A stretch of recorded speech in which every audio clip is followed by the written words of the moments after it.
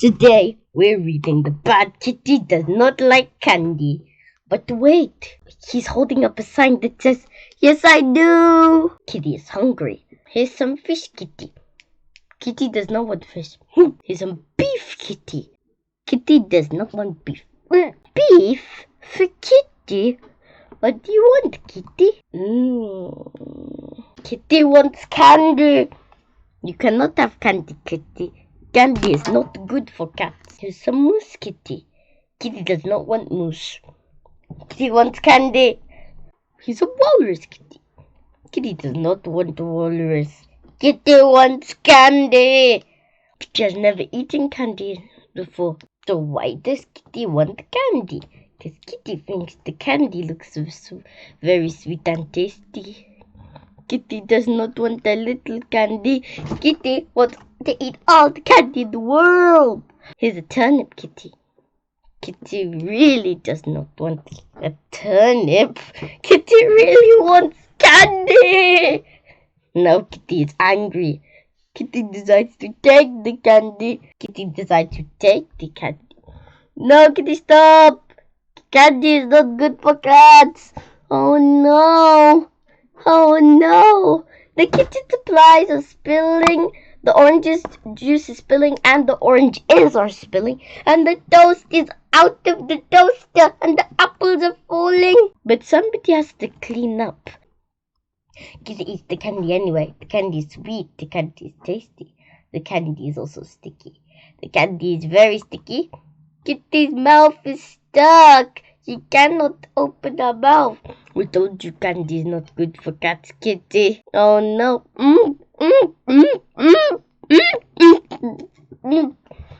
Sometimes, Kitty, you can be a very bad kitty. Now they're saying it's dinner time and Kitty is hungry. What should you eat? Fish? No. Beef? Ew. Octopus? Gross. Kitty knows exactly what she wants. Candy, and nothing will stand in her way. No, I don't. Now she doesn't like candy, so she's holding up a sign that says, "No, I don't." Anyway, don't forget to like and subscribe for more books, scratch, stories, and coloring. Kitty has been busy.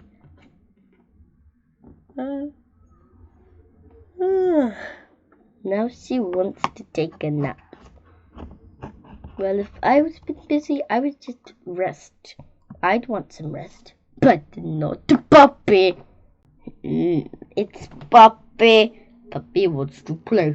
Whoa! But Kitty is awakened. Puppy wants to play baseball. Puppy wants to play basketball. Puppy wants to play soccer. Puppy wants to play chess. Even though Puppy does not know how to play chess. Me neither. Kitty does not want to play with Puppy. I don't think Puppy knows how to play soccer or baseball or basketball. Kitty doesn't want to play with Puppy. Kitty does not want to play baseball or basketball or soccer or chess. Kitty wants to take a nap. Poor Puppy.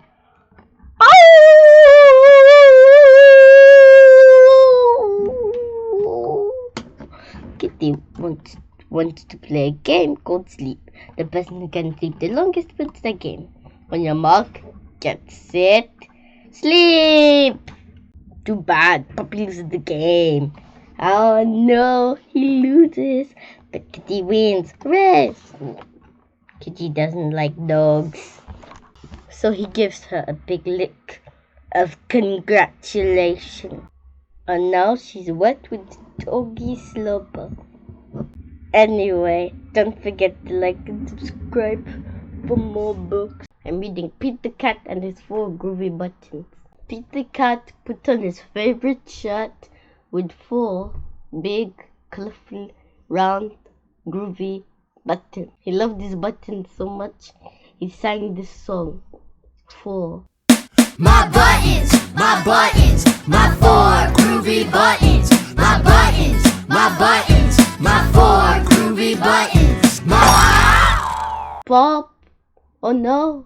The buttons popped up and rolled away. How many buttons are left? 3. Groovy. Did Pete cry? Goodness no. Buttons come and buttons go. He kept on singing his song. My buttons, my 3 groovy buttons. My buttons, my 3 groovy buttons. My buttons. Pop! Oh no! Another button popped off and rolled away. How many buttons are left? 2. Did Peach cry? Goodness no. Buttons come and buttons go. He kept on singing this song. My buttons, my 2 groovy buttons. My buttons, my 2 groovy buttons. Pop! Oh no! Another button popped off and rolled away. How many buttons are left? 1. Did Pete cry? Goodness no. Buttons come and buttons go. He kept on singing his song. My button, my 1 groovy button. My button, my 1 groovy button. Pop! Oh no! The last button popped off and rolled away. How many buttons are left? None. Did Pete cry? Goodness no. Buttons come and buttons go. He looked down in his buttonless shirt. And what do you think he saw? His belly button. And he kept on singing his song. My button, still have my belly button. My button, still have my belly button. My button, still have my belly button. I guess it simply goes to show that stuff comes and go. But do we cry? Goodness no, we keep on singing. Buttons come and buttons go. Anyway, don't forget to like, subscribe.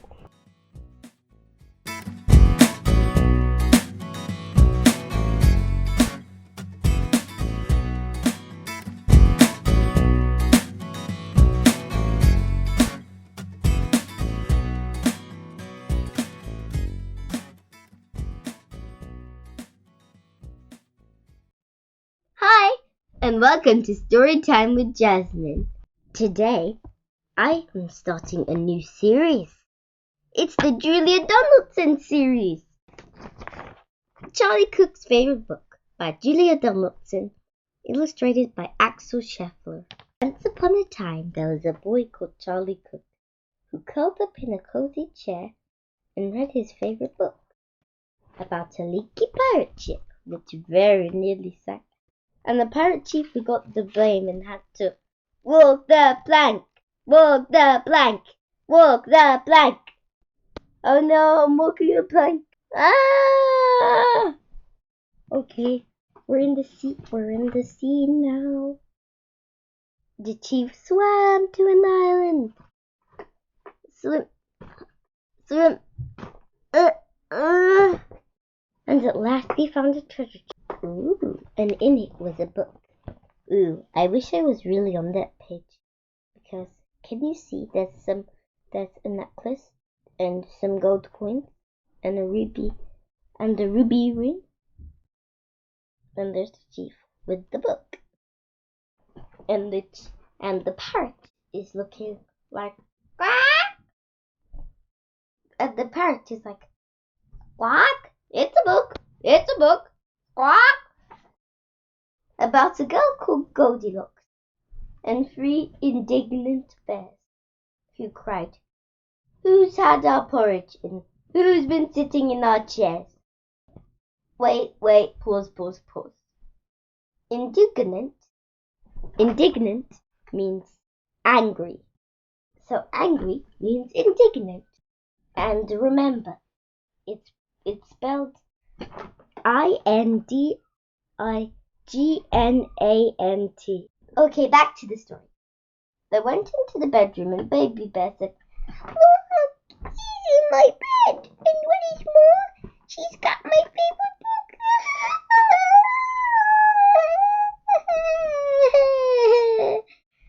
About Sir Percy Pilkington, a bold and fearless knight, who told the dragon, "Wait, I'm not quite ready for the fight."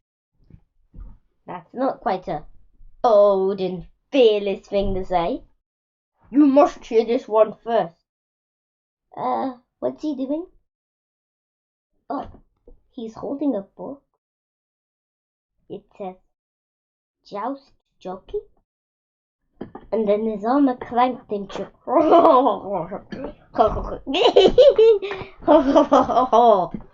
as he read aloud the joke he found inside his favorite book about Rowena Redalot, a very well-read frog. That's a nice name. Who jumped upon a lily pad, ooh, with a flower on, pretty, and jumped upon the log. Is she gonna go on a boating trip or a logging trip? Then she jumped into the library, which stood beside the brook, and went read it, as she jumped upon the book about an oak tree full of birds. Each bird had built a nest, and they had a competition to decide which one was best. Ooh, look at these. There's a squirrel. There's a magpie. It stole a necklace, like magpies do. I've never noticed a magpie in this book before. And it's stealing. I wonder whose necklace it is. Maybe it's from the pirates. It looked just like it. It looks just like the one in the pirates. Maybe she was that pretty bird in disguise, and who stole the necklace. And ooh, this bird has some pink flowers on it. This bird has some white flowers and a yellow flower and a blue flower. And this bird has just a plain nest. And this bird has an acorn nest. And oh, they chose an owl to judge it, and the winner was a rook, whose nest was lined with pages from his very favorite book. Why would you do that? I mean, would you rip out the pages of your book and glue them on the floors of your house to be trampled on? Of course not. And then he's gonna poop on them. About a girl who saw a flying saucer in the sky. Some small green men were in it. They waved as they flew by. She tugged the mother's sleeve and said, Look, Mom, what I've just seen. But Mom said, Hush, I'm trying to read my favorite magazine. And she's wearing, and she looks really pretty, wearing a blue dress and blue bows in on her plait.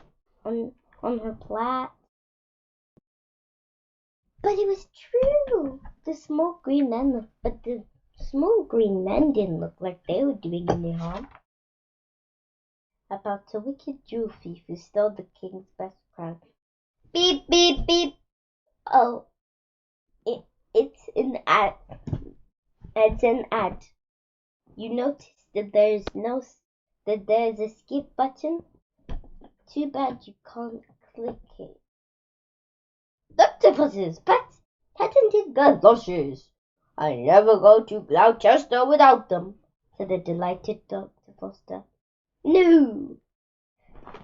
Okay, back to the story. About a wicked jewel thief who stole the king's best crown, but got stuck behind some sheep, which slowed his car right down. The king dialed 999, and soon the cops had caught the crook and flung him into prison, where he read his favorite book. There are rats in there. There are rats in the prison, and people keep drawing on the walls. And ooh, there's a mermaid. And there's a naked man. Yes, about a greedy crocodile who got fed up with fish and went on land to try and find some other kind of dish. Wait, he ate his trousers, and he ate the bag of gold. He didn't want fish anymore, and now he's eating the flowers, and somebody wrote him this book. What did they write? Oh, they were tallying. 1, 2, 3, 4, 5, 6, 7, 8, 9, 10, 11, 12. I don't know who did that. Maybe it was the illustrator who's trying to trick us into thinking that the reader did it. I went to a bookshop and then grew even greedier while reading on page 90 of a large encyclopedia about the biggest birthday cake the world had ever seen. A team of royal cake makers had made it for the Queen. Oh my God! Where's the Queen? That must be on her golden jubilee. Or maybe her silver jubilee, but not the platinum jubilee, because that's 2022, this year. And we've already had it anyway. The cake was so delicious that the famous spaceman took a slice of it to Jupiter. He also took a book. Hey, somebody ripped the book about a ghost who glided round the castle every night. Ooh, carrying her head around, giving everyone a fright. That's the rat. That's the cat. She kept it up till morning, then she found this shady hook and put her head back on again to read her favorite book about a cozy armchair and a boy called Charlie Cook. Well, that's the end of the book. I hope you enjoyed it.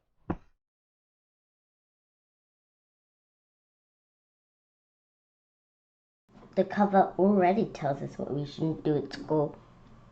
Is flying a paper airplane inside. Paper airplanes are for the playground. And there's the board. I think 9 plus 3 is they were doing 9 plus 3 is 12 and 2 plus 6 is 8. I can't really see. Anyway, let's start and find out everything we shouldn't do on our first day of school. David Goes to School by David Shannon. I think David Shannon was just writing about himself. Well, I hope not. David's teacher always said, No, David, no yelling, no pushing, no running in the halls. Oh, why did David draw a picture of him running in the halls in his school book? I think that's his handwriting book. That's kind of what my handwriting books look like. But that's not very neat, David. Work on your handwriting and your drawing. David, you're tardy. Wait, what does tardy mean? But he's looking like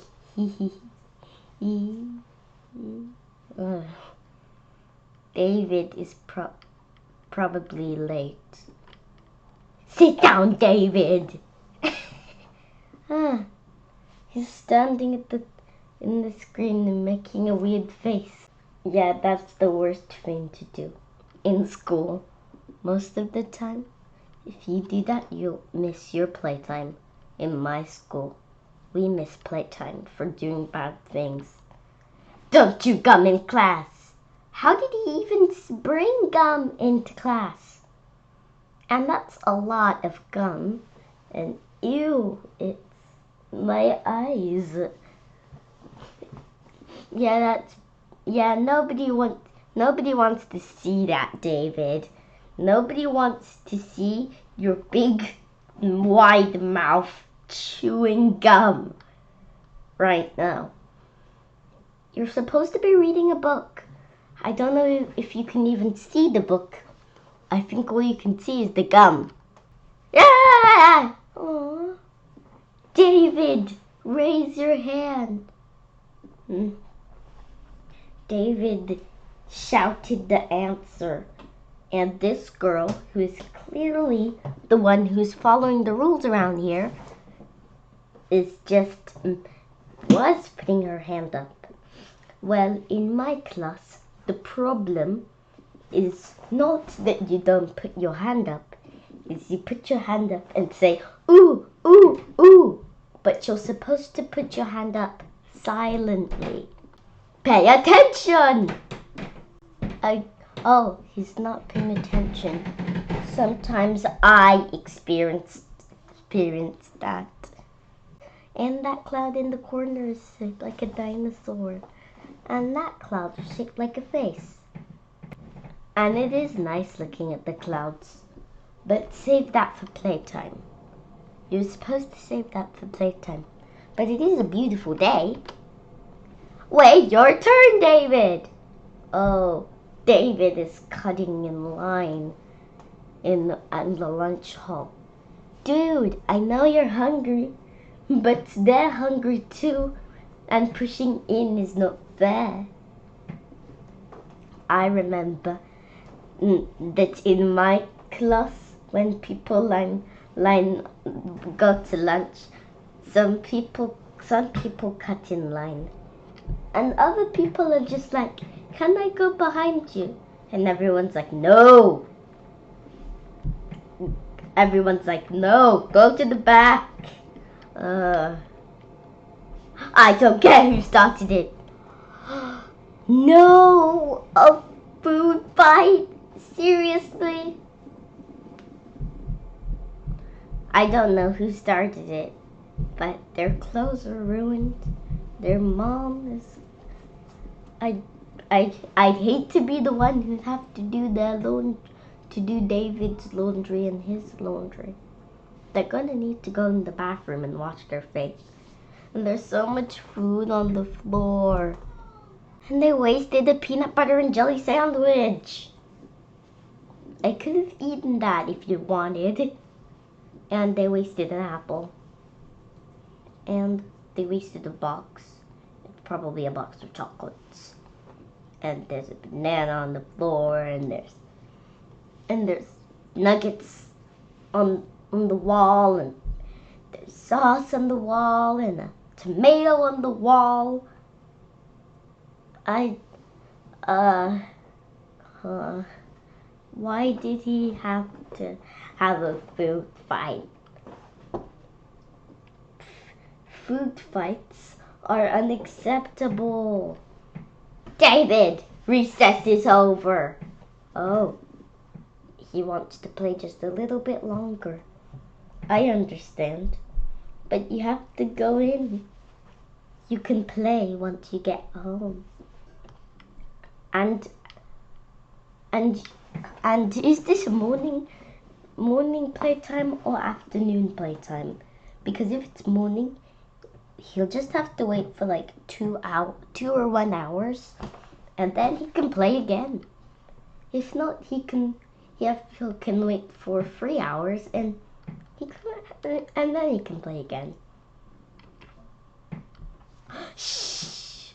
Oh, not the library, the school library. Soon my school's gonna get a school library, but David is playing the drums on this book. Libraries are for reading. And the girl, I know she's obviously the one who's actually trying to read. I think she's reading a science book, but she's not happy at all. Why do they even have pencils in the library? You don't need pencils in the library, otherwise David will play it on the drums. It doesn't sound good. It probably sounds like...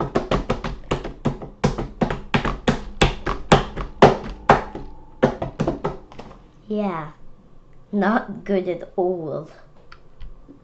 Again? He must have drunk too much juice or water. He must have drunk too much juice at lunch. There's one boy in my class who always goes to the toilet so much that the teacher limits him to go only 5 times a day. That's it, mister. You're staying after school. No, not the desk. Don't draw on the desk. There's paper for that. You could draw on the paper and take it home and show your mom and she will love drawing, but not the desk. And I know I said work on your art skills. I think they might have gotten a little bit better with the dog. It's a very good dog, but not on the desk. You could have just taken a piece of A3 paper. A3 paper. A3 paper would have made much better. Instead, you have to go drawing on the desk. I think he's staying after school to scrub it off. That won't be too hard if he uses paper towels and water. David, have you finished? Ooh, that's the first good thing David did today. He didn't just clean up his desks. He cleaned all of the desks. They're so shiny. And the cleaner will be happy because he won't have much to do. The cleaner won't have much to do, and the classmates will come to nice clean desks. This is great. Well done, David. Good job, David. He gets a gold star.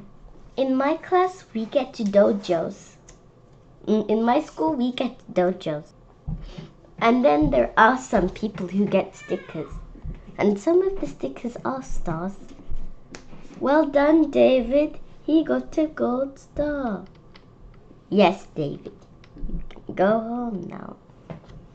Yay! And the redhead forgives him. She's right there. She wants to play ball with him. And there's a boy, and he's really happy doing a dance. Anyway, don't forget to like and subscribe for more books, scratch, reviews, and stories. Bye! Okay, let's start. Don't let the pigeon drive the bus. Words and pictures by Mo Willems. Look, the pigeon is dreaming. And look, he's driving a bus. He hits the horn. He puts his hat up. But when did he get a hat? Then he waves it around. He's in speed. Too much speed. He fell, with showing his butt. I'm the bus driver. Listen, I gotta leave for a little while, so can you watch things for me until I get back? Thanks. Oh, and remember, don't let the pigeon drive the bus. And the pigeon peeking out, ready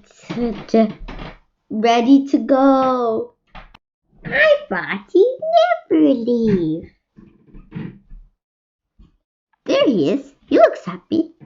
Hey! Oh, hi, pigeon. How's it going? Hey, can you drive the bus? Sorry, no. Please? No. I'll be careful. No. I'll tell you. I'll just stare. The bus driver said so, okay? My cousin Herb drives the bus almost every day. I don't think so. True story. No, it's not a true story, and you're not gonna drive the bus. Vroom, vroom, broomy, vroom, vroom. Pigeon at the wheel.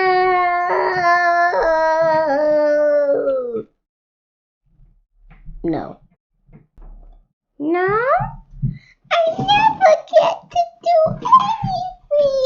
anything. Oh. Hey, I have an idea. Let's play Drive the Bus. I'll go first. No, I hate that game.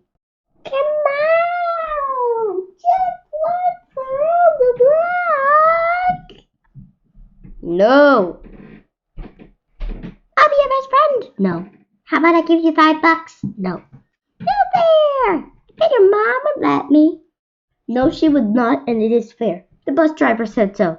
What's the big deal? The bus driver said so. You're gonna lose it anyway. It's just a bus. No, it's not. It's the bus driver's belongings, and if we didn't have it, he would lose his job. He's a bus driver. I have dreams, you know. The wrong dreams. Fine. Let me drive the bus! He's crazy. He did the splits. He's laying down complaining. He's clenching his wings. He's getting a tantrum. He's yelling. And there he's just flopping his wings and looking all crazy with crazy eyes. And they're giant, like a volcano.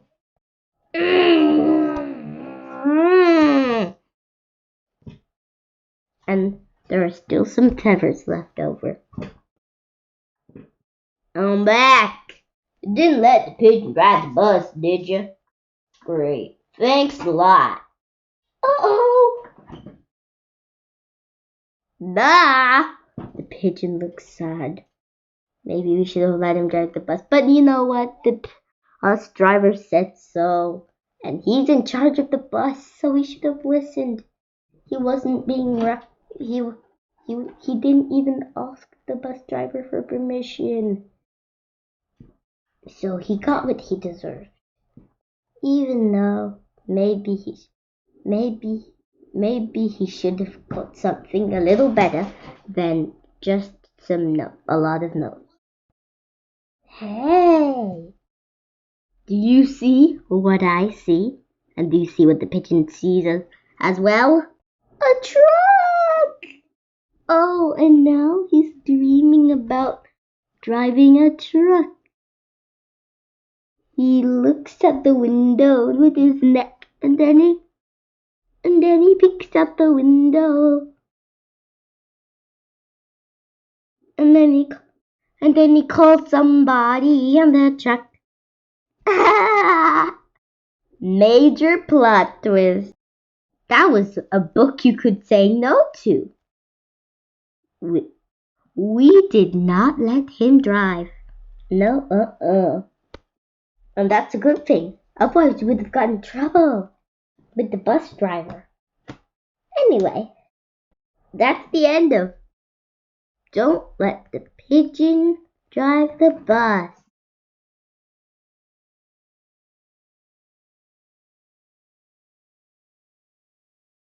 Hello! Today we're going to read Fox in Socks. Oh wait, before we start, the old fox sent us a message. Put on your spectacles and read the message. This is a book you read aloud to find out just how smart your tongue is. The first time you read it, don't go fast. This fox is a tricky fox. He'll try to get your tongue in trouble. Uh-oh. Wait. He means tongue twisters. So these are tongue twisters. Okay, well, let's get ready. Let's get our tongues ready.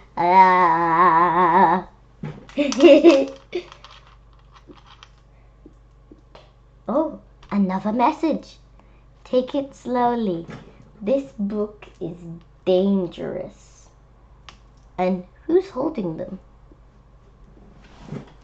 Oh, is that the fox in socks? Yes, probably. But okay, we get it. The book twists your tongue. You must be careful. We know now.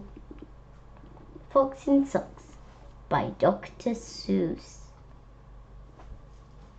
It's still Fox in Socks, in case you forgot.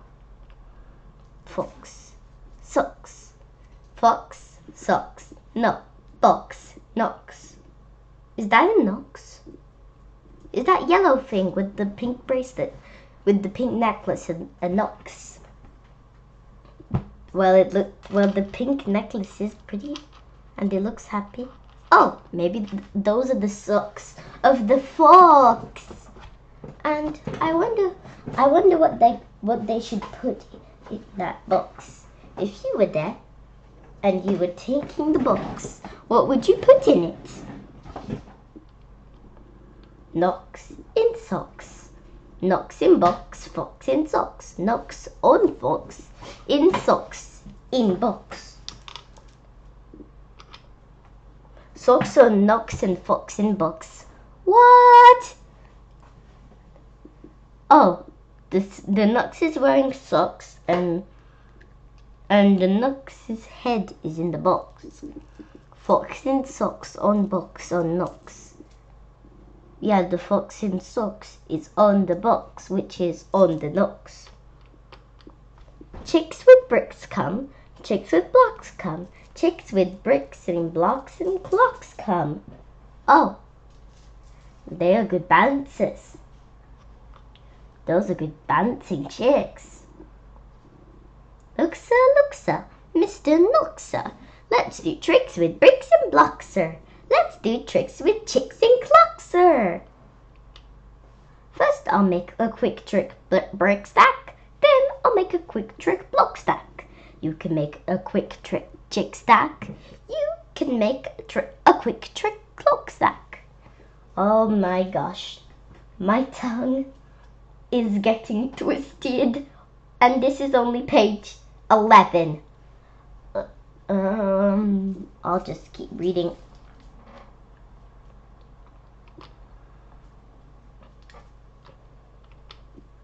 Now we come to Ticks and Tocks, sir.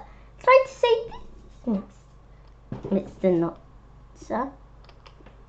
Please, sir, I don't like this trick, sir. My tongue is not quick or slick, sir. I get all the ticks and tocks, sir, mixed up with the chicks and tocks, sir. I can't do it, Mr. Fox, sir. I'm so sorry, Mr. Knox, sir. Here's an easy game to play. Here's an easy thing to say. New socks, two socks, whose socks? Sue socks. Who sews whose socks? Sue sews Sue socks. Who sees who sew whose new socks, sir? You see Sue sews Sue's new socks, sir. That's not easy, Mr. Fox, sir. Well, my tongue is feeling better now. Who comes? Crow comes. Slow Joe Crow comes. Who sews crow's clothes? Sue sews crow's clothes. Slow Joe Crow sews whose clothes? Sue's clothes. Sue sews socks of fox in socks down. Slow Joe Crow sews knots in books now. Oh no! How is the knots gonna get out of the box? The knots better get out of the box before he is sewn inside. I don't think he brought scissors. I don't think anyone in this book has scissors. Not even Sue and Slow Joe Crow. Sue sews rose on Slow Joe Crow's clothes.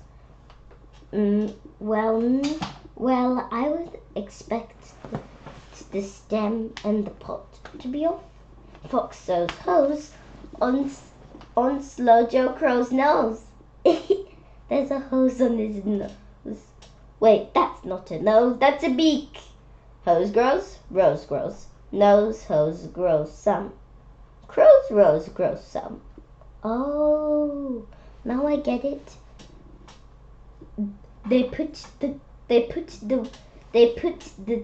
hose on his beak so that the rose will get water. But I still don't know why they put the rose. But at least Crow's rose grows. At least Crow's rose is growing. Mr. Fox, I hate this game, sir. This game makes my tongue quite lame, sir. Mr. Knox, sir, what a shame, sir.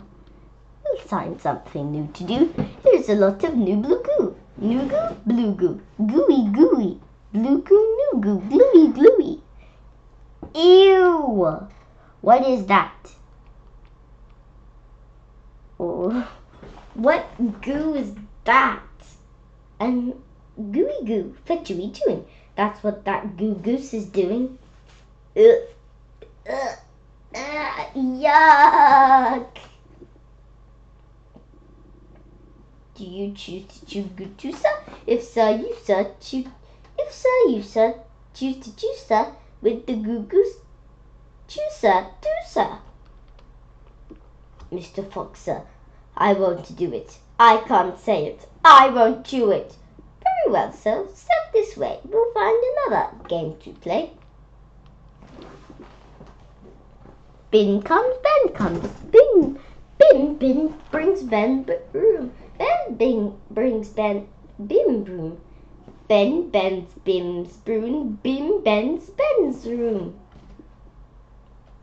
Bim's bends Ben's break. Ben's bends. Ben's bent broom breaks. Bim's bent broom breaks. Oh, so the broom in Ben's hand belongs to Bim, and the broom in Ben's hand belongs to Ben. Why did they give them brooms? Why do they have wooden brooms? They should have more solid brooms, like metal brooms. Ben's band, Bim's band, big bands, pig bands. Bim and Ben led bands with brooms. Ben's band bands, and Bim's band booms.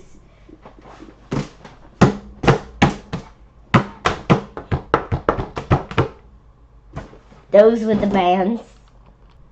Pig band, boom band, big band, broom band. My poor mouth can't say that. No, sir. My poor mouth is much too so, sir. Well then, bring your mouth this way. I'll find something that's okay. Luke Luck likes licks. Luke Stuck likes licks. Luke Luck licks licks. Luke Stuck licks licks. Oh no, that's weird. Why is he licking the lake like the duck? Duck takes licks and likes Luke Luck likes. Luke Luck takes licks and likes Duck likes.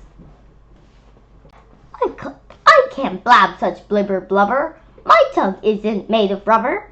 Mr. Knox now. Come now. You don't have to be so dumb now. Try to say this, Mr. Knox, please. Free fleas. And cheese. Free fleas flew. While these fleas flew, a freezy breeze blew. Freezy breeze made free cheese fleas sneeze. Stop it! That's enough, sir. I can't say such silly stuff, sir. Very well then, Mr. Knox, sir. Let's have a talk about Tweedle Beetles. What do you know about Tweedle Beetles? Well, here it comes. When a Tweedle Beetles fight, it's called a Tweedle Beetle. When Tweedle Beetles fight, it's called a Tweedle Beetle battle. And when they battle in a puddle, it's a Tweedle Beetle puddle battle. And when Tweedle Beetles battle with paddles in a puddle, they call it a Tweedle Beetle puddle battle. And when beetles battle beetles in the puddle battle, and the beetles battle puddles is a puddle, and the beetle battle puddle is a puddle in a bottle, they call this a Tweedle Beetle paddle battle. And oh no, When beetles fight these battles in a bottle with their paddles and the bottles on the poodle and the poodle's eating noodles, they call this a muddle puddle tweedle poodle beetle noodle bottle paddle battle. And what? Now wait a minute, Mr. Socks Fox. When the fox is in the bottle where the Tweedle Beetles battle with their paddles in a puddle on a noodle eating poodle, this is what they call a Tweedle Beetle noodle puddle bottle paddle muddle duddle waddle fuddle waddle fox. It's socks, sir. Whoa. Fox and socks are a game is done, sir. Thank you for a lot of fun, sir. Wow. That was a wacky book. There's the fox and socks. Now, is your tongue numb? Yes. That was a lot of confusing English. Anyway, don't forget to like and subscribe for more videos. Today we're reading Nothing Rhymes with Orange. Nothing rhymes with orange. Who wouldn't travel anywhere to get an apple or a pear? If it's hunt you a plum, be fair and share that tasty treat. With the beating of the banana with a picture of banana. And you guys going to me for the start? And you guys are wearing cake because this is good to eat. Just wanted you to know I'm available if something comes up. Fruits, they're healthy, happy and cute.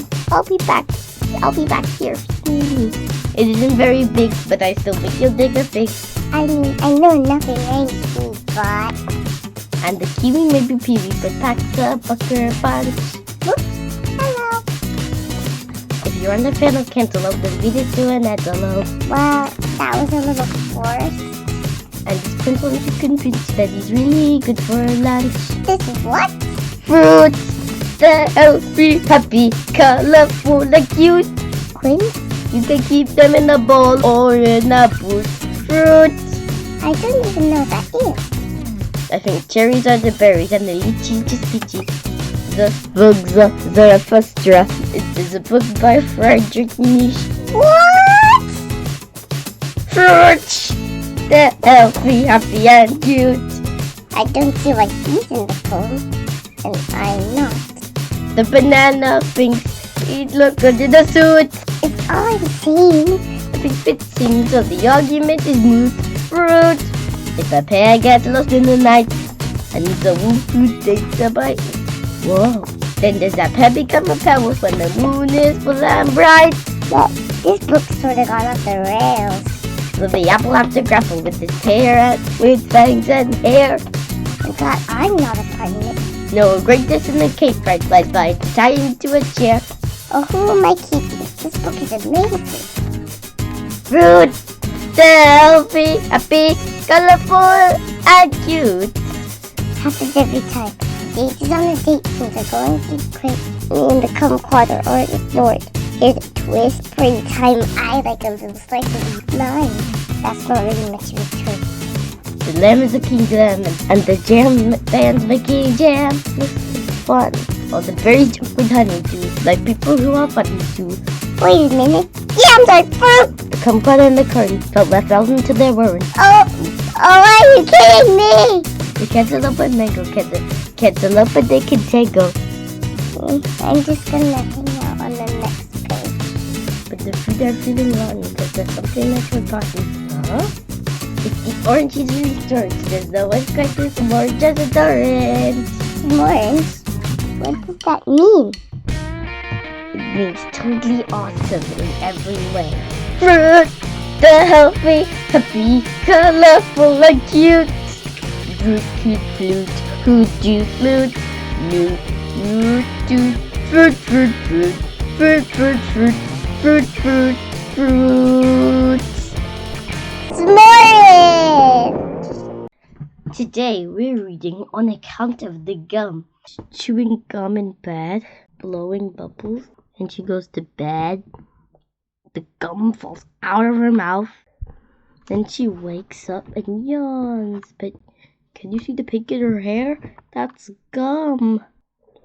Now she's patting her head. Does she feel something there? And even the cat's got some gum in its tail. That's the gum right there that you got in your hair. On account of the gum that you got in your hair, your dad said sit and your sister said duck. And you sat very still. Still, the scissors got stuck in the gum that you got in your hair. What? Scissors the scissors are in your hand now? Or in the hand now? This is not looking good. Okay, we went on some websites and all of them swear if you want to get scissors and gum out of hair, you get sticks of butter and smear them along and I see it appears that those websites were wrong. Don't give me that look. She has butter in her hair now. Your Aunt said she knew how to get the gum out from a tip in the book she was reading about. The paper or something. She couldn't say where. The point is that's why you have grass in your... Now there's grass everywhere. Your grandpa, who said that your aunt wasn't mistaken, is mostly to blame for the noodles and bacon. It's all in this bacony noodly mouth with the scissor gum hair sticks of butter and grass. No, this is not going well. Because of the grass that you got in your hair, I assumed that your rabbit could help us in there. But your rabbit just sat like it thinks it's a hat. So I thought it'll leave if I bring in the cat. I'm prepared to admit I was wrong about that. Oh, I know how to do it. It's a little bit mean, but the cat always gets really scared when I clean. Just watch, she'll hide. She'll run and hide off under the bed with the vacuum cuts anywhere close to your head. Wait, no. I'm thinking of the old cat. Your aunt just came back and she has a new take. It's cake. She thinks she can fix things with cake. Don't worry, we stopped her and shut her the door. I doubt she'll be coming around on you. The cake that she made you wound up on the floor. No! That reminds me. Happy birthday. That is not a happy birthday. No, this is all happening on her birthday. This must be the worst day of her life. And there's the cake. And it was a unicorn cake. Alright, let's get serious. This is the plan. We'll blow the gum out with a powerful fan. Plus every few seconds we'll pop a balloon. And the guy with the bee says he's bring them here soon. Why is there a guy with bees? I don't understand. Why would you bring a guy with bees in this situation? And oh, I hear sirens. The firemen came. They complained when we called, but they came to the same with their hoses and one of those dogs in a cup and a big bowl of chili. They're ready to stop. Get out, please. And now they're walking away. The bees are buzzing. And then the gum jumps out of her hair. What? Jeez. Rude. And now the gum walks away. So that's the solution. Well, what do you know? Too bad about the rest of it, though. The rest of the stuff that's still stuck in your hair. Whoops. Now your aunt is all stuck up in there. How did that happen? Anyway, you better get to school. Cool? It's a school day? How could she go to school like that? Because otherwise you're going to miss picture day. It's even worse. She can't just forget about that day forever because she'll have a picture of it on account of the gum. So do we get to see the picture? Well, we see the chewing gum and the bubble mint. I didn't get to see the bubble mint. Oh, that's the picture. She's trying to smile, but anyway, that was crazy. How did all that stuff get in her hair? And why didn't it get out? Anyway, don't forget to like and subscribe for more book scratching stories. Today, we're reading Duck Rabbit. It's a book with two people arguing over the illusion. If you look to the left, you'll see a duck quacking. But if you look to your right, you'll see a rabbit sniffing. Hey look, a duck! That's not a duck. That's a rabbit. Yes, it is a duck. No, it's a rabbit. Are you kidding me? It's totally a duck. It's for sure a rabbit. Is it a duck or a rabbit? I don't know. See, there's Bill. What are you talking about? Those are ears, silly. Nope, it still looks like a duck. And a rabbit. It's a duck. It's about to eat a piece of bread. It's a rabbit. And it's going to eat a carrot. It's a rabbit. And it's about to eat the carrot. Wait, listen, do you hear that? I hear duck sounds. Quack. That's funny. I distinctively hear rabbit sounds. Now the duck is wading through the swamp. No, the rabbit is hiding in the grass. This is a really good debate. There, see, he's flying. Flying? It's hopping. Now the rabbit is so hot. Wait, it's ducks can't fly, so it must be a rabbit hopping. That rabbit is so hot, he's cooling off his ears. Ah, my ears. Look, the duck is so hot, he's getting a drink. Here, look at the duck through my binoculars. Sorry, still a rabbit. Here, ducky ducky. Here, cute little rabbit. Oh, great. You scared them away. You know, maybe you were right. Maybe it was a rabbit. Oh, that's a rabbit body. Think now, I'm actually thinking it was a duck. Oh, they're looking at that they have to add bodies to see what animal it is. Well, anyway. Now what do you want to do? I don't know. What do you want to do? Hey, look, an anteater. That's no anteater. That's a brachiosaurus. Oh. It's an anteater eating a pile of ants. And a brachiosaurus eating some leaves off a tree. It could have been a duck or a rabbit. I think they're ducks and rabbits. It's a duck and a rabbit, depending on how you look at it. Anyway, don't forget to like and subscribe for more books. Okay, let's start. Don't let the pigeon drive the bus. Words and pictures by Mo Willems. Look, the pigeon is dreaming. And look, he's driving a bus. He hits the horn. He puts his hat up. But when did he get a hat? Then he waves it around. He's in speed. Too much speed. He fell with showing his butt. Hi, I'm the bus driver. Listen, I gotta leave for a little while. So can you watch things for me until I get back? Thanks. Oh, and remember, don't let the pigeon drive the bus. And the pigeon peeking out, ready to go. I thought he'd never leave. There he is. He looks happy. Hey! Oh, hi, pigeon. How's it going? Hey, can you drive the bus? Sorry, no.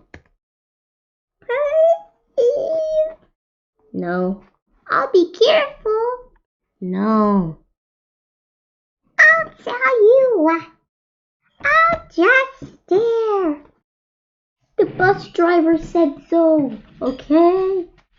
My cousin Herb drives the bus almost every day. I don't think so. True story. No, it's not a true story, and you're not gonna drive the bus. Vroom, vroom, broomy, vroom, vroom. Pigeon at the wheel.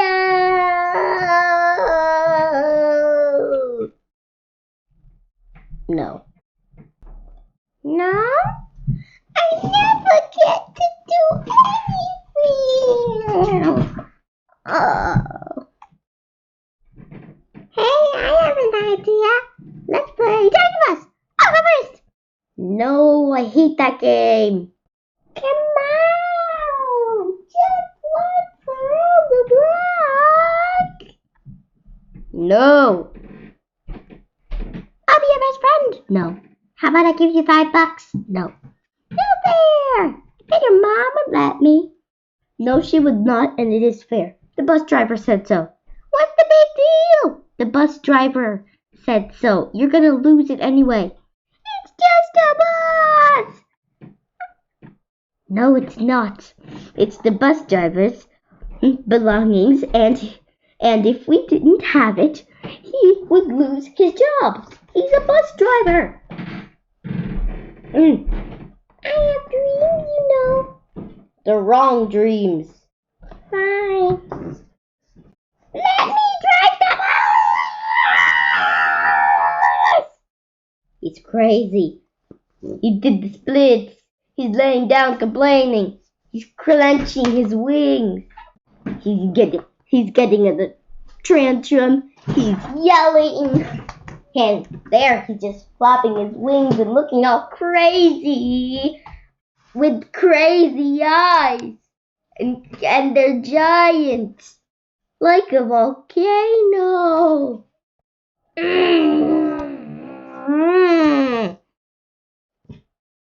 And there are still some feathers left over.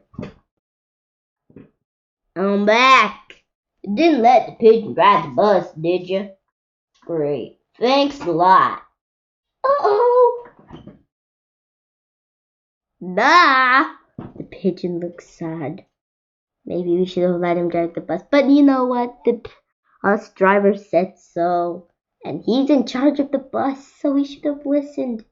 He wasn't being he didn't even ask the bus driver for permission. So he got what he deserved. Even though maybe he should have got something a little better than just a lot of no's. Hey! Do you see what I see? And do you see what the pigeon sees as well? A truck! Oh, and now he's dreaming about driving a truck. He looks at the window with his neck, and then he picks up the window. And then he calls somebody on the truck. Major plot twist. That was a book you could say no to. We did not let him drive. No, And that's a good thing. Otherwise, we would have gotten in trouble with the bus driver. Anyway, that's the end of Don't Let the Pigeon Drive the Bus. The enormous crocodile is planning what to have for his lunch. This foul fiend, the greediest cook in the whole river, wants to eat something juicy and delicious. His teeth sparkle like knives in the sun, and he's getting hungrier and hungrier. But what can the greedy, grumptious brute guzzle up? Beware, he's looking for someone that looks a lot like you. In the biggest, browniest, muddiest river in Africa, 2 crocodiles with their heads just above the water. 2 crocodiles lay with heads just above the water. One of the crocodiles was enormous. The other one was not so big. Do you know what I would like for my lunch today? The enormous crocodile asked. No, the not so big one said. What? The enormous crocodile grinned, showing hundreds of sharp white teeth. For my lunch today, he said, I would like a nice juicy little child. I never eat children, the not-so-big ones. Only fish. Oh, cried the enormous crocodile. I bet if you saw a fat, juicy little child paddling in the water over there this very minute, you'd gobble him up in one gulp.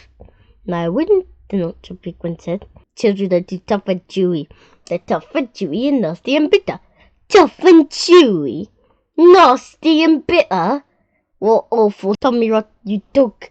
They are juicy and yummy. They taste so bitter, not-so-big one said. You have to cover them up with sugar before you can eat them. Children are bigger fish than fish. You get bigger helpings. You're greedy, the not-so-big one said. You're the greediest croc in the whole river. I'm the bravest croc in the whole river, said the enormous crocodile. I'm the only one who dares to leave the water and go through the jungle to the town to look for little children to eat. You've only done that once, the not-so-big one said. And what happened then? They all saw you coming and ran away. But today when I go, they won't see me at all, said the crocodile. Of course they'll see you, the not-so-big one said. You're so enormous and ugly, they'll see you from miles away. The enormous crocodile grinned again, and his terrible sharp teeth sparkled like knives in the sun. No one will see me, he said, because this time I've thought up secret plans and clever tricks. Clever tricks, cried the not-so-big one. You've never done anything clever in your life. You're the stupidest croc in the whole river, and the cleverest croc in the whole river. For my lunch today, I shall feast upon a fat, juicy child while you lie here in the river feeling hungry. Goodbye. The enormous crocodile swam to the side of the river and crawled out the water. A gigantic creature was standing in the slimy, oozy mud on the river bank. It was Humpy Rumpy, the hippopotamus. Hello, hello, said Humpy Rumpy. Where on earth are you off to at this time of day? I have secret plans and clever tricks. Oh dear, said Humpy Rumpy. I bet you're going to do something horrid. The enormous crocodile grinned at Humpy Rumpy and said, I'm going to fill my hungry, empty tummy with something yummy, yummy, yummy, yummy. What's so yummy? Said Humpy. Try to get it something that walks on two legs, said Humpy Rumpy. You don't really mean you're going to eat a little child? Of course I am. Oh, you horrid, greedy, grumptious brute, cried Humpy Rumpy. I hope you get caught and cooked and turned into crocodile soup. The enormous crocodile laughed out loud at Humpy Rumpy. Then he waddled off into the jungle. Inside the jungle, he met Trunky the elephant. Trunky was nibbling leaves on the top of a tall tree. He didn't notice that the crocodile was at first, so the crocodile bit him on the leg. Ow, said Trunky in his big, deep voice. Who did that? Oh, true. You beastly crocodile, why don't you go back to the big brown muddy river where you belong? I have secret plans and clever tricks. I mean you've got nasty plans and nasty tricks. You've never done a nice thing in your life.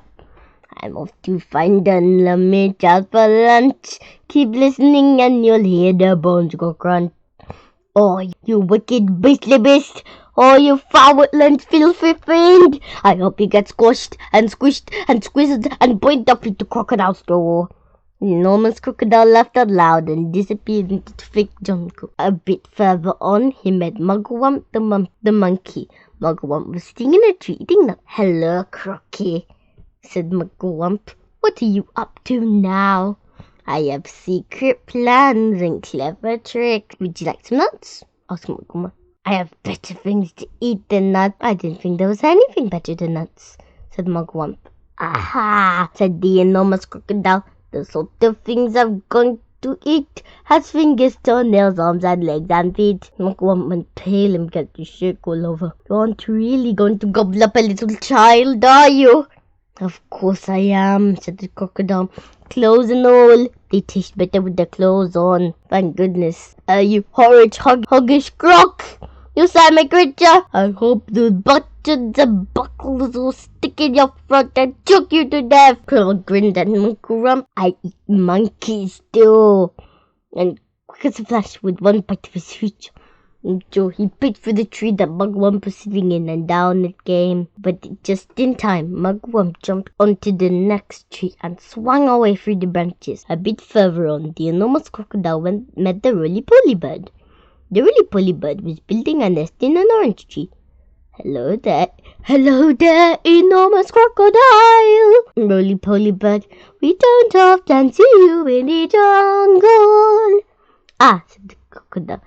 I have secret plans and clever tricks. I hope it's not something nasty, sang the roly-poly bird. Nasty? Cried the crocodile. Of course it's not. It's not nasty. It's delicious. It's luscious. It's super. It's muscious. It's duper. It's better than rotten old fish. You mush it and munch it. You chew it and you crunch it. It's lovely to hear you go squish. Berries are my favorite food in the world. Is it raspberries, Pap? Or could it be strawberries? The enormous crocodile laughed so much their teeth rattled together like pennies in a money box. Crocodiles don't eat berries. We eat little boys and girls. And sometimes we eat roly-poly birds as well. Very quickly, the crocodile reached up and snapped his jaws to the roly-poly bird. He just missed the bird, but managed to catch hold of the long, beautiful feathers in its tail. No, the feathers! No! At last, the enormous crocodile came out of the other side of the jungle into the sunshine. He could see the town not far away. Ho ho, he said, talking to himself. Ha ha, that walk through the jungle made me hungrier than ever. One child isn't going to be enough. The enormous crocodile crept over to a place where there were lots of coconut trees. Now that children from the town often came here looking for coconuts. The tree was too tall for them to climb, but there were always some coconuts on the ground that had fallen down. The enormous crocodile quickly collected all the coconuts that were lying on the ground. He also gathered together several fallen branches. Now for clever trick number 1. He whispered to himself, "It won't be long before I'm eating the first part of my lunch." He grasped the coconuts in his front paws. Then he stood straight up in the air, balancing himself on his tail. He arranged the branches in the coconut so cleverly that he now looked exactly like a small coconut tree standing among the big coconut trees. Soon 2 children came along. They were brother and sister. The boy was called Toto.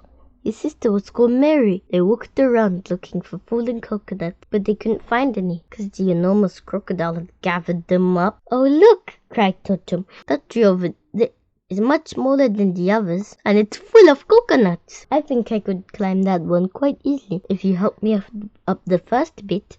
Toto and Mary ran for what they thought was the small coconut tree. The enormous crocodile peered through the branches, watching them as they came closer and closer. He licked his lips. He began to dribble with excitement. Suddenly, there was a tremendous whooshing noise. It was Humpy Rumpy the hippo. He came crashing and snorting out of the jungle. His head was down low and he was galloping at a terrific speed. "Look out, Toto!" shouted Humpy Rumpy.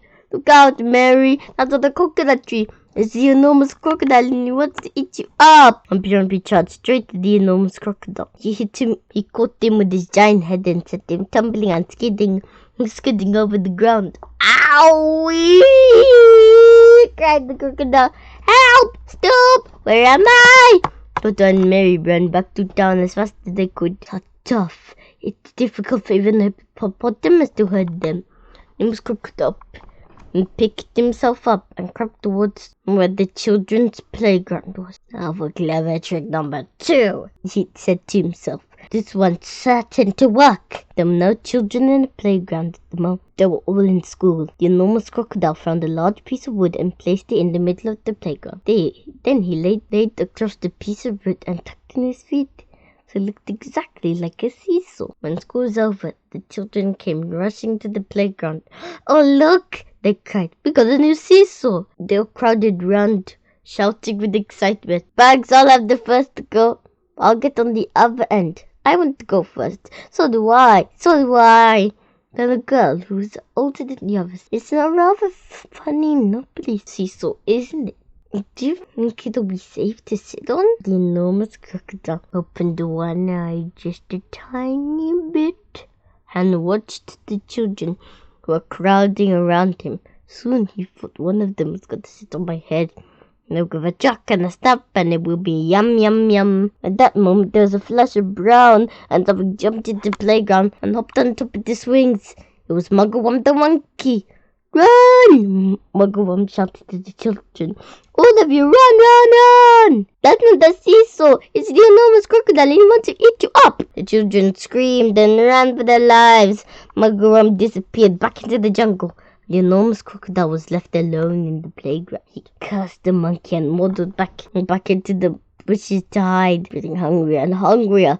"I will have to eat at least 4 children now before I am full up." The enormous crocodile crept around the edge of the town, taking great care not to be seen. Came to a place where they were getting ready to have a fair.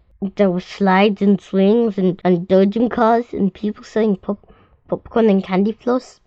There was also a big roundabout. The roundabout had marvelous wooden creatures for the children to ride on. There were white horses and lions and tigers and mermaids with fishes' tails and fish and dragons with red tongues sticking out of their mouth. "Now for clever trick number 3, said the enormous crocodile, licking his lip, known as licking. He crept up to the roundabout and put himself between a wooden lion and a fearsome dragon. He sat up a bit on his back leg and kept very still. He looked exactly like a wooden crocodile on the roundabout. Soon all the children came flocking into the fair. Several of them ran towards the roundabout. They were very excited. "I'm going to ride on a dragon," cried one. "I'm going on a lovely white horse," cried another. "I'm going on a lion," cried a third one. And one girl, whose name was Jill, said, "I'm going to ride on that funny old wooden crocodile." The enormous crocodile kept very scared. The girl coming towards him.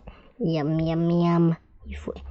"I'll gulp her easily up in one gulp." Suddenly there was a swish and a swoosh and something came swishing and swooshing out of the sky. It was the roly-poly bird. He flew round and round the roundabout singing, "Look out, Jill, look out, look out. Don't ride that crocodile." Jill stopped and looked. "That's not a wooden crocodile, that's a real one. It's the enormous crocodile from the river and he wants to eat you up." Jill turned and ran. So did all the other children. Even the man who was working the roundabout just jumped off it and ran away as fast as he could. The enormous crocodile cursed the roly-poly bird and waddled back into the bushes to hide. "I'm so hungry now. Could eat 6 children before I am full up." Just outside the town, there was a pretty little field with trees and bushes around it. This was called the picnic place. There were several wooden tables and long benches. People were allowed to go there to have a picnic at any time. The enormous crocodile crept over to the picnic place. There was no one in sight. For clever trick number 4, he whispered to himself, the lovely bunch of flowers and arranged it on one of the tables.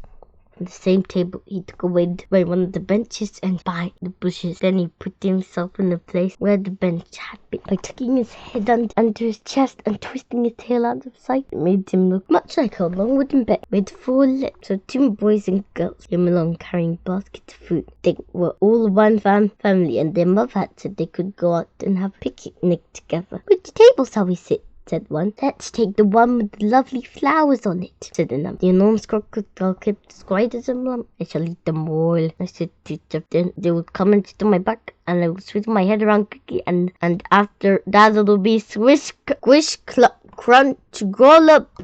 Suddenly a deep voice from the jungle sounded, "Stand back, children! Stand back! Stand back!" The children stopped and stared at the place where the voice was coming from. The children stopped, and then, with a crashing of the branches, Chunky the elephant came rushing out of the jungle. "That's not the bench you are going to sit on," he bellowed. "The enormous crocodile, and he wants to eat you up." Chunky trotted over to a spot where the enormous crocodile was standing.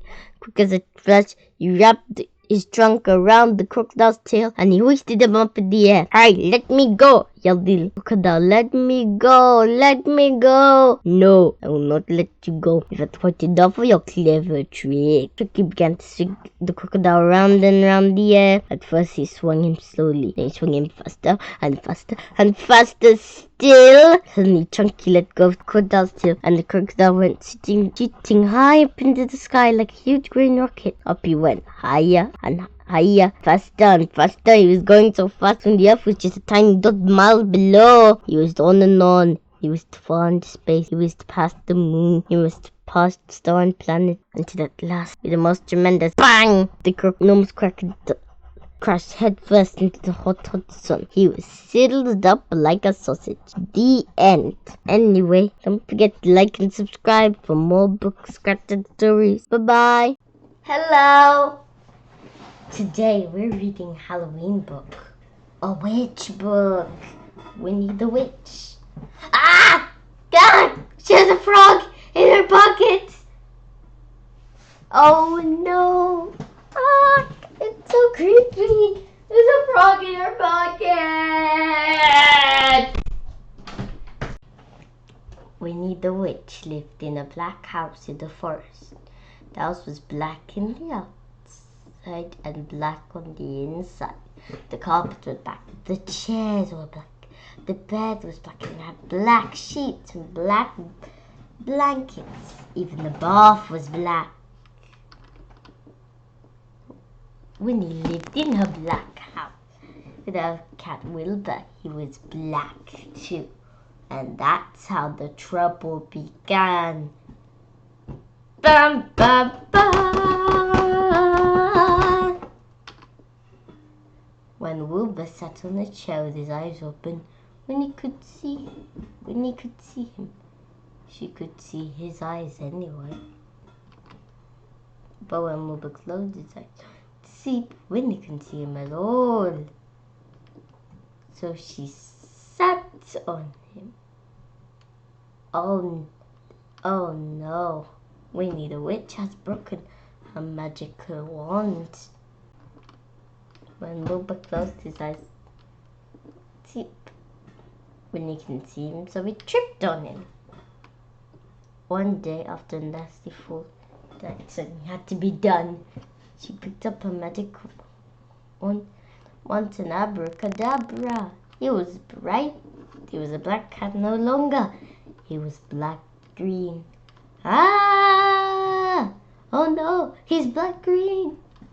And Wilbur sat on the chair. Winnie could see him. Except on the floor, Winnie could see him. Benny could see him when he stepped on the bed, but Will allowed to sleep on the bed. Winnie came. So Winnie put him outside in the grass. Came hurrying along, tripping over 3 somersaults and fell into a rose bush. Wilbur sat outside the grass. Winnie couldn't see him, and his eyes were wide open. This time Winnie was furious.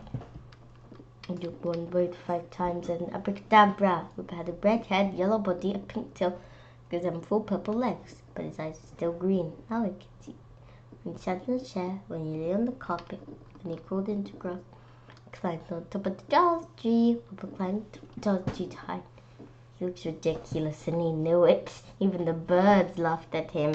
Squawk, squawk, squawk, squawk, squawk, squawk, squawk.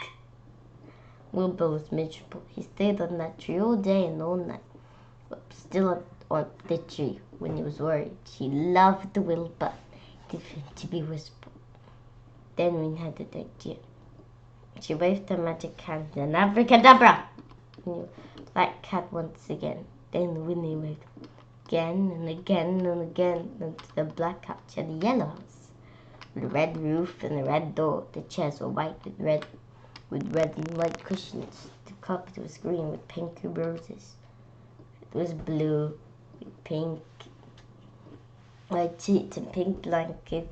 The bath was a gleaming white, and now Winnie can see Wilbur no matter where he sits. That's a nice ending. And at least her house is colorful now. And there's Wilbur. And there's Winnie. And there's their washing. And that's really big house. Anyway, don't forget to like and subscribe for more books. Too much glue. Our art teacher says too much glue never dries. She reminds us glue raindrops, not puddles. And she warns me, Matti, too much glue. So during art class, I find the fullest bottles of glue. I tip them over and squeeze. Plop! Glue squishes from the orange tips and slops all over. Sequins and googly eyes float around in a gluey lake. Then it's time for the most important decoration. Geronimo!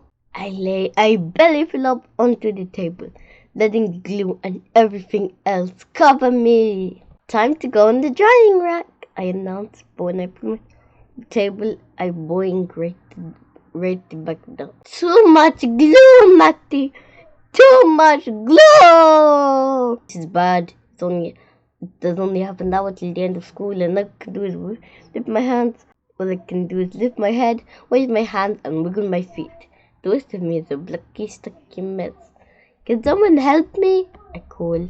While my teacher breathes into a paper bag, Noah shouts, "Let's lasso him!"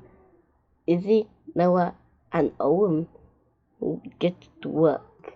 Soon I'm roped from all sides like a rodeo pony. But when they try to pull me out, snap, the lassos break, leaving colorful octopus tentacles everywhere. The glue's now stronger. The glue is too strong, and I'm a clingy, stringy, blacky, sticky mess. Don't worry, Maddie. We know what to do, shout Luke and Grace from across the room. Is that a tow truck? I ask as they wheel the contraption over and stick a plastic hook in my suit of glue. My friends pull one way and the glue pulls the other. Creak, click, creak, click, until kaboom! The tow truck explodes and plastic bricks rain all over. Now I'm a clicky, bricky, clingy, stringy, blocky, sticky mess. Oh no. Almost burst in and check my temperature. 98.6. Sorry, no fever. I can't send you home early.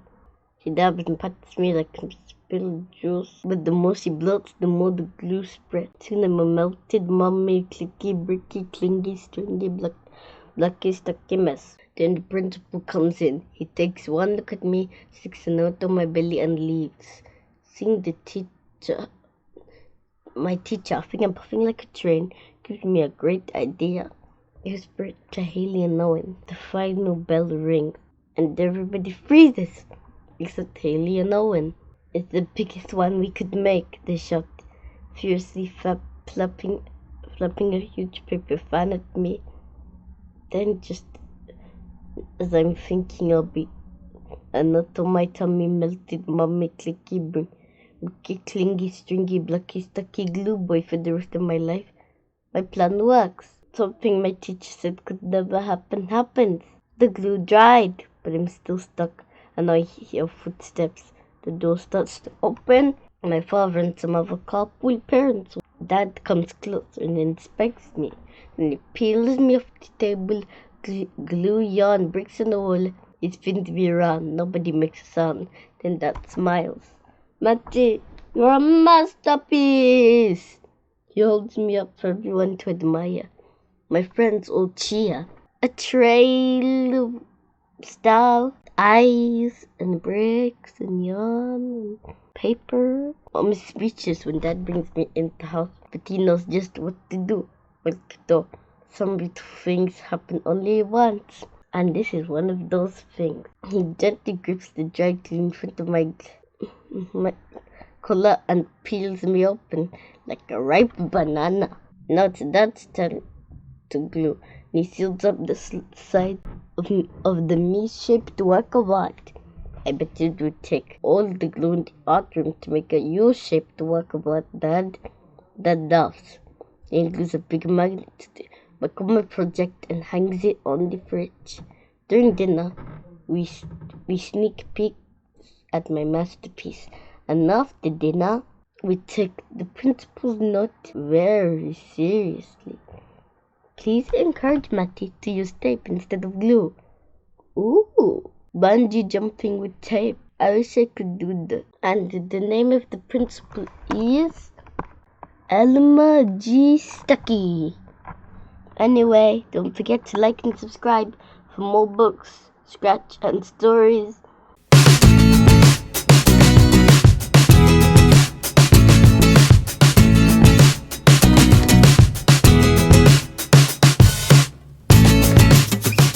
Today, we're reading The Toot Fairy. In fairyland, fairies can choose what they do. They can go to the fountain, where wishes come true. They can toss in a coin and declare their occupation by saying a word that describes their vocation. Some fairies say rainbow to shine after showers. Some fairies say garden to live among flowers. Some fairies say moonlight. Some fairies say dream. Some fairies say sugar plum. Some say ice cream. Pretty. If you ask little Jessa, she'll tell you the truth. From the time she was young, she had planned to say tooth. What a wonderful thing for a fairy to do. To collect all the teeth that small children out the grew. How delighted they'd be when they'd found in their beds coins for each trumpet that fell from their head. The day finally arrived, little Jess was excited to start the career, upon which she decided. She stepped into the fountain and threw in the coin, and she got ready to speak the job she would join. But when the moment came to say what she would be, pronounced to her horror the TH as a T. Toot! She clearly said toot. Everybody had heard, and all her plans went kaput. With one misspoken word, in a cloud of green fog, a strange fairy appeared. He had long golden robes and a wispy white beard. My name is Poobum Pungent, he said with a bow. You've been working with me in a job that starts now. This is one of our more forgotten careers. There's not been a tooth fairy for hundreds of years. I'm the last of my kind, and I've long since this time. So it goes without saying, you're certainly hired. I shall teach you a trade that's both science and art. It's a difficult thing to detect every thought. The invisible, mind you, escaping unseen from the tiniest babe to the world's greatest queen. It's the smell, don't you know, that will give them away. They might smell like old beef. They might smell like wet hay. Every person like you is tooting like nuts, shooting gross-smelling gases from out of their butts. Ever silent but deadly or shockingly loud. Every tooth disappears, for it's just a brief cloud. So you've got to be nimble, you've got to be quick, because toots don't last long. But they're coming out fake. Why, statistically speaking, there's billions a day. So you see why this job is all work and no play. For your task, young fairy, to find everyone. It's not glamorous work, but it has to be done. Here, these magical goggles can help you tell. Also, sometimes there's noise plus a terrible smell. Jessa said, I like teeth, in a sad, quiet voice. But I would try very hard. That was my first choice. Poobum stopped. He could see that poor Jess was in pain. So he stroked his white beard and tried to explain. I was once much like you in the days of my youth. When I spoke up my wish, I too meant to say tooth. I was happy to find that the same pleasure comes when you're walking with bottoms or walking with gums. You see, humans release things of different kinds, from their bones of their joys or from out their behinds. And the toots like a tooth, for they both possess mouths, except one made of dentin, the other of gas. Both are one of a kind, custom ordered, handmade. So when kids push him out, they deserve to get paid. So we take out our coin, whether a quarter or a dime, and for the tooth, then adjust at right time. When you feel the explosions come out their back doors, put the coin in their pants, stuff it right down their drawers. To her credit, sweet Jessa was barely dejected. that wasn't the work she had ever expected. Instead, she would feel with a strong sense of duty. She would find every toot. She would sniff every booty. And that's what she did, and she'll do it for years. Trading cash for the vapors expelled from our ears. If there's change in your pants after tooting, don't fear. It's just of hard at work making quarters appear. Anyway, don't forget to like and subscribe for more book scratching stories. Hello! Today, I'm going to read Pete the Cat, I Love My White Shoes. I used to watch this show when I was younger. And here we see some shoes. Red shoes, yellow shoes, purple shoes, and green shoes. I want the red shoes and the purple shoes. I want to wear them both. And there's Pete the Cat. I Love My White Shoes by Mr. Eric. Illustrated by James Dean. Pete the Cat was walking down the street in his brand new white shoes. Pete loved his white shoes so much, he sang this song. I love my white shoes. I love my white shoes. I love my white shoes. I love my white shoes. I love my white shoes. I love my white shoes. I love my white shoes. Oh no! Pete stepped in a large pile of strawberries. What color did it turn his shoes? And there's the bud. How could you step in a pile of strawberries and not notice till you're on the top of the pile? Red. Did Pete cry? Goodness no. He kept walking along and singing his song. Everything is cool. I love my red shoes. I love my red shoes.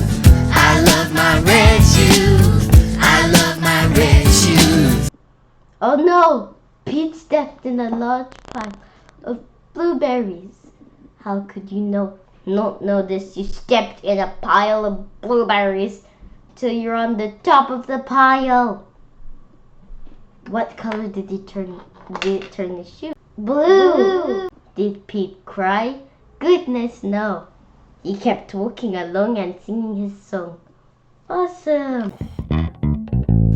I love my blue shoes. I love my blue shoes.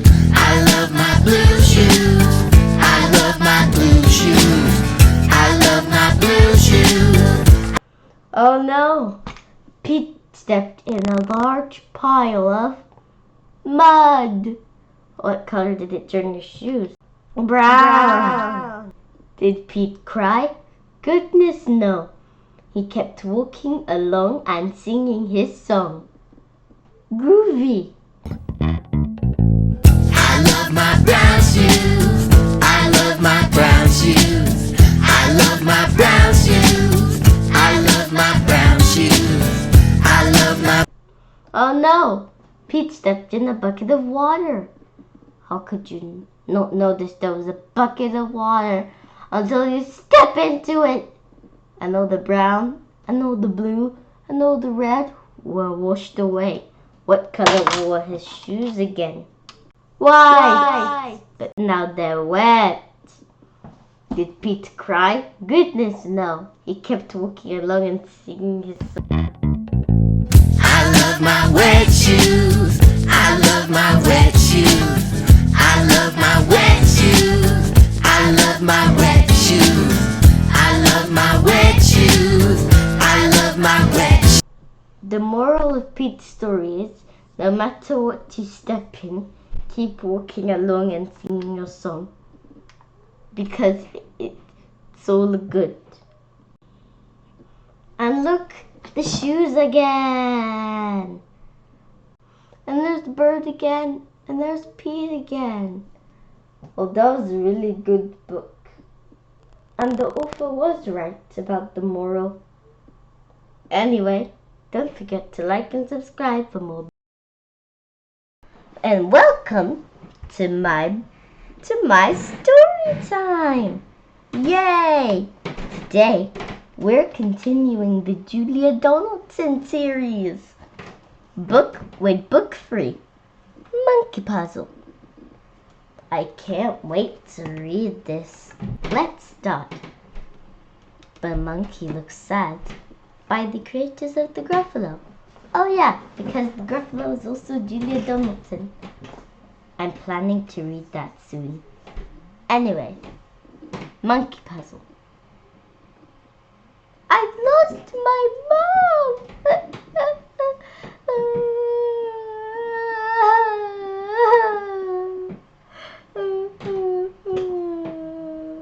Oh no!